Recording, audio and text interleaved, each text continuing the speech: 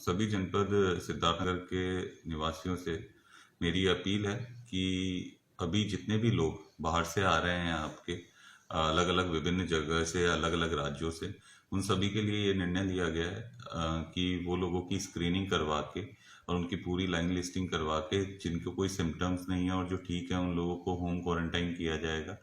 और बाकी किसी में सिम्टम्स हैं तो उनको हम लोग रखेंगे आगे फर्दर ऑब्जर्वेशन के लिए। बाकी आप लोगों से, सभी लोगों से अपील है कि जो भी लोग हैं जो बाहर से आ रहे हैं उन्हें ये इंस्ट्रक्शंस देके भेजे जा रहे हैं कि वो लोग अपने घरों में रहें। उनको होम क्वारंटाइन 21 दिन के लिए किया गया है।